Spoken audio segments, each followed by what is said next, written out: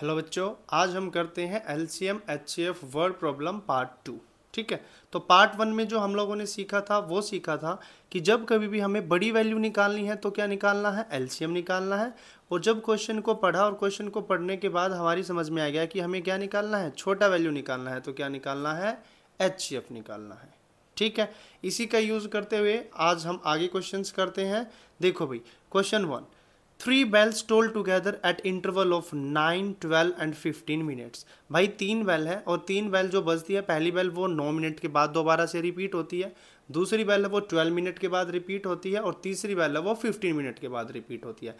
If they start tolling together, अगर उनको एक साथ बजा दिया जाए, after what time will they next toll together, अगली बार वो कब हमें एक साथ टोल होती हुई मिलेंगी। ठीक है, तो देखो ध्यान से, जो हमारी पहली बेल है वो 9 मिनट के बाद रिपीट करती है, दूसरी बेल है वो 12 मिनट के बाद रिपीट करती है और जो तीसरी बेल है वो 15 मिनट के बाद रिपीट करती है। ठीक है, अब एक बात ध्यान से देखो कि भाई अगर हम पहली बेल यानी कि हम मान लेते हैं कि वो 9 मिनट के बाद रिपीट करती हैं सारी की सारी, तो देखो दूसरी और तीसरी बेल नहीं बजेगी उस टाइम तक। ठीक है, अगर 12 मिनट के बाद करती है तो भाई पहली वाली बेल या मतलब कि तीसरे वाली बेल नहीं बजेगी। ठीक है, तो इसका मतलब क्या है कि जो हमारा आंसर होने वाला है वो इन तीनों वैल्यू से क्या होगा, बड़ा होगा। इन तीनों वैल्यू से क्या होगा, बड़ा होगा। और बड़ा जब आंसर होता है तो हम क्या निकालते हैं, एलसीएम निकालते हैं। क्या निकालते हैं, एलसीएम। और हमें एलसीएम किस किस का निकालना है, एलसीएम 9, 12 एंड 15। ठीक है, तो भाई अब हम 9 का प्राइम फैक्टराइजेशन देखते हैं, क्या होता है 3 की पावर 2। अब हम 12 का देखते हैं, क्या होता है, 12 का होता है 2 की पावर 2 इंटू 3। और 15 का क्या होता है, 15 का होता है 3 इंटू 5। ठीक है, और जब हमें एलसीएम निकालना होता है तो हम हर एक प्राइम फैक्टराइजेशन की बड़ी पावर को इन्वॉल्व करते हैं। ठीक है, तो सबसे पहले 2 की बड़ी पावर क्या है, 2 की पावर 2। 3 की बड़ी पावर कितनी है, 3 की पावर 2 इंटू 5। ठीक है, अब हम मल्टीप्लाई करके देखते हैं, 4 इंटू 9 इंटू 5, 5 4 ज़ा 20, 29 ज़ा 180 मिनट्स। तो कितनी मिनट के बाद तीनों एक साथ बजेंगी, 180 मिनट। अगर इसको आवर में कन्वर्ट करते हैं तो हमारे कितने हो जाते हैं, 180/60, तो ये हमारा आएगा 3 आवर्स। तो 3 घंटे के बाद क्या है, तीनों बेल एक साथ बजेंगी। ठीक है, नेक्स्ट क्वेश्चन देखते हैं भाई हम। Bell of 3 churches toll at the interval of 10, 12 and 15 minutes respectively. If they start to toll together at 8:30 am, when will they toll again? देखो क्या बोला, बेल ऑफ 3 चर्चेस। भाई हमारे पास 3 चर्च हैं जिनकी बेल है जो बजती है वो 10 मिनट के बाद बजती है, एक की 12 मिनट के बाद और एक की 15 मिनट के बाद। If they start toll together at 8:30, और तीनों को एक साथ 8:30 पर बजाया जाता है। ये बताना है कि अगली बार वो कितने बजे एक साथ बजेंगी। ठीक है, तो देखो भाई, जो हमारा पहला चर्च है उसकी बेल कितनी देर बाद बजती है, 10 मिनट्स के बाद, दूसरी है वो 12 मिनट और जो तीसरा चर्च है वो 15 मिनट्स। ठीक है, तो अब देखो जब बेल बजेगी तीनों एक साथ बजेंगी तो कम से कम इन तीनों से बड़ा वैल्यू आना चाहिए। क्या होना चाहिए, इन तीनों से बड़ा वैल्यू आना चाहिए। और जब बड़ा वैल्यू आता है तो हम क्या निकालते हैं, एलसीएम निकालते हैं। और एलसीएम किसका निकालना है, हमें एलसीएम निकालना है 10, 12 एंड 15। ठीक है, तो देखो अब 10 का प्राइम फैक्टराइजेशन देखते हैं, क्या होता है भाई, तो 10 का प्राइम फैक्टराइजेशन होता है 2 इंटू 5। फिर 12 का देखते हैं, क्या होता है, 12 का होता है 2 की पावर 2 इंटू 3। और 15 का हमारा होता है 3 इंटू 5। ठीक है, और एलसीएम के लिए हम लोगों ने क्या सीखा था, एलसीएम के लिए हम लोगों ने सीखा था जो भी हमारे प्राइम फैक्टराइजेशन है उनमें से हर एक की बड़ी पावर को इन्वॉल्व करना है। तो सबसे पहले 2 की बड़ी पावर क्या है, 2 की पावर 2 इंटू 3 का बड़ी पावर क्या है, 3 की पावर 1 इंटू 5 की बड़ी पावर क्या है, 5 की पावर 1। ठीक है, तो अब हम देखते हैं भाई हमारा आंसर कितना आया है, 4 इंटू 3 इंटू 5, ये हो गया हमारा 4 5 ज़ा 20, 23 ज़ा 60 मिनट। तो कितनी देर बाद तीनों बेल एक साथ बजेंगी, 60 मिनट। अगर हम इसको आवर में कन्वर्ट करते हैं तो ये हमारा आता है 1 आवर। ठीक है, अब वो कितने बजे बजी थी भाई एक साथ, 8:30। तो 8:30 प्लस 1 आवर, तो हमारा आंसर हो जाएगा 9:30 AM। ठीक है, बस हमें क्वेश्चन को पढ़ना है। क्वेश्चन को पढ़ने के बाद सिर्फ ये देखना है कि उसमें एलसीएम निकालना है या फिर एचसीएफ निकालना है। ठीक है, तो क्वेश्चन में उसने बोला हुआ था कि भाई 3 बेल हैं, वो 10, 12 और 15 मिनट के बाद बजती हैं। ठीक है, तो अब हमें ये पता है कि जब नेक्स्ट बजेगी तो इन तीनों वैल्यूज से बड़ा आंसर आना चाहिए, और जब बड़ा वैल्यू हम निकालते हैं तो क्या निकालते हैं, एलसीएम निकालते हैं। तो हम लोगों ने एलसीएम निकाल दिया। ठीक है, नेक्स्ट क्वेश्चन देखते हैं भाई क्या है हमारे पास। 4 bells toll at interval of 8, 9, 12 and 15 minutes respectively. If they toll together at 1 PM, when will they toll together next? क्या बोला कि भाई हमारे पास 4 बेल है, 4 बेल है, एक बजती है 8 मिनट के बाद, एक 9, एक 12 और एक 15। अगर उन चारों को 1 PM पर एक साथ बजाया जाता है तो हमें यह बताना है कि अगली बार वो एक साथ कब बजेंगी। ठीक है, तो भाई जो टाइम हमें दे रखा है वो दे रखा है 8 मिनट, 9 मिनट, 12 मिनट और 15 मिनट। ठीक है, अब हमें पता है कि जब ये एक साथ बजेंगी अगली बार तो क्या होगा, इन चारों से बड़ा वैल्यू होगा, टाइम का होगा, तो क्या होगा, बड़ा वैल्यू होगा। और बड़े वैल्यू के लिए हम क्या निकालते हैं, एलसीएम निकालते हैं। और हमें किसका एलसीएम निकालना है, 8, 9, 12 एंड 15। ठीक है, तो 8 का प्राइम फैक्टराइजेशन क्या होता है हमारे पास, 8 का होता है 2 की पावर 3, 9 का क्या होता है हमारे पास 3 की पावर 2, 12 का क्या होता है हमारा, 12 का होता है 2 की पावर 2 इंटू 3, और 15 का होता है 3 इंटू 5। ठीक है, अब देखो भाई एलसीएम के लिए हम लोगों ने सीख रखा है कि जब हमें एलसीएम निकालना है तो हम हर एक प्राइम फैक्टर का बड़ा पावर को इन्वॉल्व करते हैं। तो 2 की हाईएस्ट पावर कितनी है, 2 की पावर 3, 3 की हाईएस्ट पावर कितनी है, 3 की पावर 2, और 5 की हाईएस्ट पावर कितनी है, 5। तो ये हमारा हो गया 8 इंटू 9 इंटू 5, तो ये आ गया हमारा 40 इंटू 9, 360 मिनट। तो हमारा एलसीएम कितना आया, 360 मिनट के बाद वो दोबारा से एक साथ बजेंगी। अगर इसको आवर्स में कन्वर्ट करना है तो 360 बाय 60, 0 से 0, 6 6 36, तो कितना आवर हो गया, 6 आवर्स। ठीक है, तो 6 आवर्स के बाद वो एक साथ चारों बेल बजेंगी। ठीक है, तो हमें जो टाइम दे रखा है वो टाइम कितना दे रखा है, 1 PM।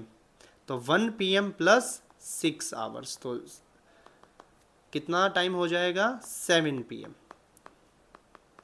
तो चारों बेल एक साथ कितने बजे एक साथ बजेंगी, 7 बजे। ठीक है, नेक्स्ट क्वेश्चन देखते हैं भाई। In a seminar the number of participants in Hindi, English and mathematics are 60, 84 and 108 respectively. Find the minimum number of rooms required if each room has the same number of participants are to be seated and all of them being in the same subject. ठीक है, देखो question में क्या बोला गया है, एक seminar हुआ है, वहाँ पर पार्टिसिपेंट्स आए हैं जो कि हिंदी के हैं, इंग्लिश के हैं और मैथ्स के हैं। ठीक है, तो पहले लिख लेते हैं भाई, हिंदी के कितने आए, हिंदी के आए 60। ठीक है, और इंग्लिश के कितने आए, इंग्लिश के आए 84, और मैथ्स के आए भाई 108। ठीक है, अब find the minimum number of rooms. अब हमें क्या करना है, इनको रूम्स के अंदर रखना है। ठीक है, तो अब एक बात देखो कि अगर हम एक रूम में रखने लगे तो क्या सारे 60 के 60 बंदों को एक ही रूम में रखेंगे, नहीं रख सकते। तो जो वैल्यू होगा वो इससे छोटा होगा। मान लो हम इंग्लिश वाले बंदों को रख रहे हैं, ठीक है, तो एक रूम में 84 बंदे को रखेंगे, नहीं रख पाएंगे, तो इससे छोटा वैल्यू निकालना है।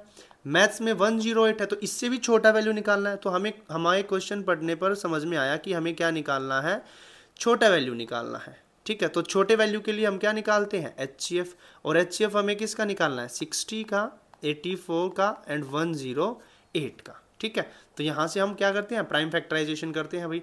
60 का जो हमारा प्राइम फैक्टराइजेशन होता है वो होता है 2 की पावर 2 इंटू 3 इंटू 5। ठीक है, 84 का जो हमारा होता है वो होता है 2 की पावर 2 इंटू 3 इंटू 7। ठीक है, तो जो 108 का होता है वो होता है हमारे पास 2 की पावर 2 इंटू 3 की पावर 3, ठीक है। और हम लोगों ने क्या सीख रखा है, जब हम HCF लेते हैं, HCF निकालते हैं, तो जो तीनों में नंबर कॉमन होता है उसकी लोएस्ट पावर क्या है, ठीक है। तो देखो यहाँ पर 2 कॉमन है, तीनों में 2 आता है और इसकी लोएस्ट पावर क्या है, 2 की पावर 2 इंटू, अब देखो तीनों में 3 भी कॉमन है और 3 की लोएस्ट पावर कितनी है, 3 की पावर 1, तो ये हमारा हो गया 4 इंटू 3 इक्वल्स टू 12। तो एक रूम में कितने बंदे रहेंगे, 12 बंदे रहेंगे, ठीक है। अब देखो भाई, अब हिंदी वालों के लिए कितने रूम्स चाहिए, हिंदी वालों के लिए हमें कितने रूम्स चाहिए, अगर वो 60 बंदे हैं तो 12 से डिवाइड कर देंगे तो कितने रूम्स चाहिए, 5 रूम्स, ठीक है। अगर हमें इंग्लिश वालों बंदों के लिए अब कितने रूम्स चाहिए, 84 बंदे हैं, डिवाइडेड बाय 12, तो ये हमारा आ गया 7 रूम्स, ठीक है। ऐसे ही भाई हमें मैथ्स वालों के लिए कितने रूम चाहिए, मैथ्स वालों के लिए कितने रूम चाहिए भाई, मैथ्स के टोटल बंदे हैं 108 और उसको 12 से डिवाइड करेंगे तो हमें कितने रूम चाहिए, 9 रूम्स। लेकिन हमें तो क्या निकालना था कि भाई टोटल रूम कितने चाहिए, ठीक है। तो जो हमारे टोटल रूम्स होंगे वो इक्वल हो जाएगा 5 + 7 + 9, 12 + 9 21 रूम्स हमें टोटल चाहिए, ठीक है। तो देखो खुद से सोच के देखो कि भाई सेमिनार हुआ, बंदे आए, तो एक रूम में हम 60 बंदों को तो नहीं रख सकते, इससे कम बंदों को एक रूम में रखना पड़ेगा। तो जब कम बंदों को रखना पड़ता है यानी कि छोटा वैल्यू के लिए हम क्या निकालते हैं, HCF, ठीक है। तो आगे तो हमें आता ही है, प्राइम फैक्टराइजेशन करना है, ठीक है। अब ये देखो कि भाई हिंदी वाले 60 बंदे हैं, तो 60 बंदे हैं लेकिन एक रूम में हम कितने बंदों को रख सकते हैं, 12 बंदों को रख सकते हैं, तो कितने रूम्स चाहिए उनके लिए, 5 रूम्स चाहिए, 5 रूम हमें चाहिए। इंग्लिश वाले 84 हैं और उसको 12 से डिवाइड करेंगे तो कितने रूम चाहिए, 7 रूम चाहिए। ऐसे ही मैथ्स वाले 104 हैं, उसको 12 से डिवाइड करेंगे तो कितने रूम चाहिए, 9 रूम चाहिए। लेकिन टोटल रूम के लिए क्या चाहिए, इन सबको जोड़ना पड़ेगा, तो 5 रूम + 7 रूम + 9 रूम, आंसर आ गया हमारा 21 रूम्स, ठीक है। अब अगला क्वेश्चन देखो भाई क्या है हमारे पास, अगला क्वेश्चन है हमारे पास, find the greatest number that will divide, भाई एक ऐसा नंबर है जो क्या करता है, डिवाइड करता है किसको, 43 को। तो भाई मान लेते हैं वो नंबर है 43/x, फिर वो 91 को डिवाइड कर रहा है तो 93/x, और फिर वो 183 को डिवाइड कर रहा है तो 183/x, यही होगा, ठीक है। Leave the remainder, same remainder in each case, और हर एक केस में क्या कर रहा है, सेम रिमाइंडर को हमें दे रहा है, ठीक है। तो अब देखो भाई, अब 43 को किसी नंबर से डिवाइड करेंगे तो वो क्या होगा, एक छोटा नंबर होगा, ठीक है। हमें क्या निकालना है, छोटा वैल्यू निकालना है, और छोटा वैल्यू निकालने के लिए हम क्या निकालते हैं, HCF निकालते हैं, ठीक है। तो भाई कॉन्सेप्ट को सीखो, पहले क्या बोला, जब हमें HCF निकालना हो और रिमाइंडर क्या हो, सेम हो, रिमाइंडर क्या हो, सेम हो, और हमें रिमाइंडर भी गिवन नहीं हो, रिमाइंडर भी गिवन नहीं हो, तो हम क्या करेंगे, जो सबसे बड़ा नंबर है उसको मानेंगे N1। तो भाई N1 हमारा सबसे बड़ा नंबर है और सबसे बड़ा नंबर है 183, और N2 है हमारा उससे छोटा नंबर जो कि है 91, और N3 है हमारा सबसे छोटा नंबर जो कि है 43। अब हमें क्या करना है, जब रिमाइंडर नहीं दे रखा होता तो हमें जो नंबर दे रखे हैं उन्हीं का डिफरेंस निकालना होता है। तो सबसे पहले हम सॉल्व करेंगे N1 - N2, फिर हम सॉल्व करेंगे N1 - N3, फिर हम सॉल्व करेंगे N2 - N3, ठीक है। तो जब हम -43, फिर हमें निकालना है N2 - N3, N2 है हमारा 91 - 43, ठीक है। तो जो भी हमारा डिफरेंस आया, तो डिफरेंस आया हमारा 92, सब्ट्रैक्ट करेंगे तो 140, 48, ठीक है। तो अब देखो उसने क्या बोला कि हमें HCF निकालना है, सेम रिमाइंडर है, तो हमें क्या करना है, नंबर को सब्ट्रैक्ट करना है, नंबर को सब्ट्रैक्ट करके जो भी आंसर आएगा उसका HCF निकालना है, ठीक है। तो अब हमें क्या करना है, HCF निकालना है किसका, जो सब्ट्रैक्शन के बाद हमारे पास नंबर आया, तो 92, 140, 48, ठीक है। तो अब हम देखते हैं कि भाई 92 का प्राइम फैक्टराइजेशन क्या होता है। तो तो 92 का जो प्राइम फैक्टराइजेशन होता है वो होता है 2 की पावर 2 इंटू 23। फिर हमारे पास है 140 और 140 का होता है 2 की पावर 2 इंटू 5 इंटू 7, ठीक है। और 48 का जो होता है वो होता है 2 की पावर 4 इंटू 3। और हमें क्या निकालना है, तीनों का HCF निकालना है। और HCF निकालते वक्त हम क्या करते हैं, तीनों की छोटी पावर को इन्वॉल्व करते हैं, ठीक है। तो देखो छोटी पावर जो तीनों में कॉमन हो, तो तीनों में कॉमन है 2 की पावर 2, 2 की पावर 2, 2 की पावर 4, तो छोटी पावर है 2 की पावर 2। तो जो हमारा HCF आया वो कितना आया, 4। तो जो नंबर है वो नंबर क्या होगा, हमारा 4 होगा, ठीक है। देखो क्वेश्चन को एक बार दोबारा देखते हैं। क्या बोला, find the greatest number that will divide 43, 91 and 183। तो भाई वो 43 को भी डिवाइड करता है, 91 को भी डिवाइड करता है और 183 को भी डिवाइड करता है। To leave the same remainder, और रिमाइंडर क्या रहता है, सेम रहता है। तो कॉन्सेप्ट में हमने क्या सीखा है, जब HCF निकालना हो, रिमाइंडर हमें देना रखा हो और सेम रिमाइंडर हो, तो हम क्या करते हैं, नंबर को देखते हैं कि सबसे बड़ा नंबर क्या है, उसमें से माइनस करते हैं इस नंबर को, यानी कि उससे छोटे नंबर को, फिर माइनस करते हैं सबसे छोटे नंबर को, फिर जो बड़ा नंबर है उसमें से भी माइनस करते हैं छोटे नंबर को, ठीक है। तो हमने n1 मान लिया 183, n2 मान लिया 91, n3 मान लिया 43। अब हमें क्या करना है, तीनों का सब्ट्रैक्शन करना है, और जो सब्ट्रैक्शन के बाद आएगा उसका क्या निकालना है, HCF निकालना है, ठीक है। तो भाई हम लोगों ने HCF निकाल दिया। HCF का मतलब होता है जो नंबर तीनों में कॉमन होता है उसकी लोएस्ट पावर को इन्वॉल्व करते हैं। तो 2 की पावर